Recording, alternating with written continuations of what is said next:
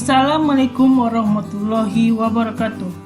Halo teman-teman, hari ini kita akan mempelajari tentang analisa proses produksi dan peta kerja. Teman-teman, mengapa dilakukan analisa proses produksi? Karena untuk mengidentifikasi dan mengevaluasi serangkaian tahapan proses produksi dari masing-masing produk atau komponen yang dibuat. Langkah-langkah yang perlu diperhatikan untuk menganalisa proses produksi.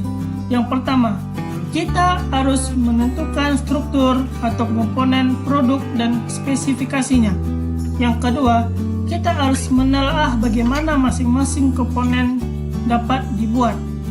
Yang ketiga, kita harus menyusun alternatif proses-proses pembuatan komponen. Yang keempat, kita harus menilai biaya masing-masing alternatif. Kelima, kita harus menentukan urutan proses pembuatan. Dan yang terakhir, kita harus membuat dokumentasi proses.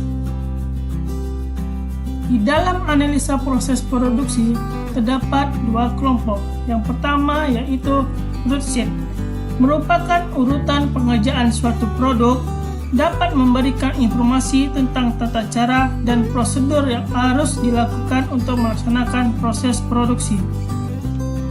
Yang kedua, proses chart, ialah menggambarkan langkah-langkah pengerjaan dengan menggunakan peta proses dengan mengaplikasikan simbol-simbol yang telah distandarkan. Tahapan-tahapan perencanaan proses. Tahapan pertama yaitu kita harus merencanakan operasi.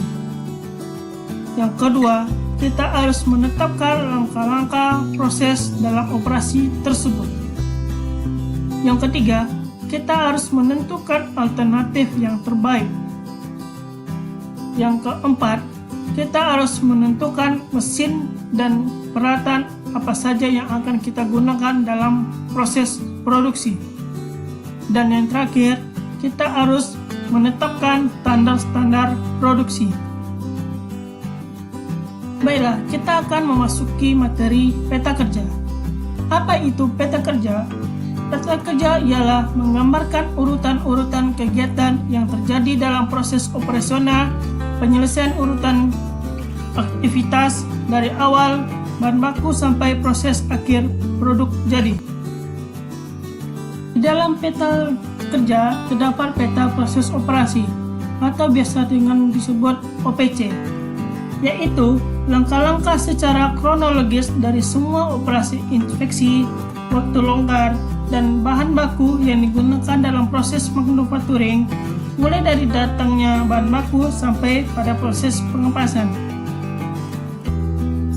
Peta aliran proses, yaitu peta yang menggambarkan proses aliran perpindahan material atau bisa disebut dengan transportasi atau material handling dan proses-proses tidak produktif lainnya yang terjadi selama proses produksi berlangsung.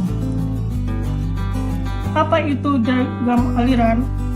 Diagram aliran bukan saja menampilkan peta aliran proses yang akan terjadi, tetapi juga layout yang sebenarnya dalam proses. Terima kasih teman-teman sudah mau belajar dengan saya. Jangan lupa like, comment, share, and subscribe.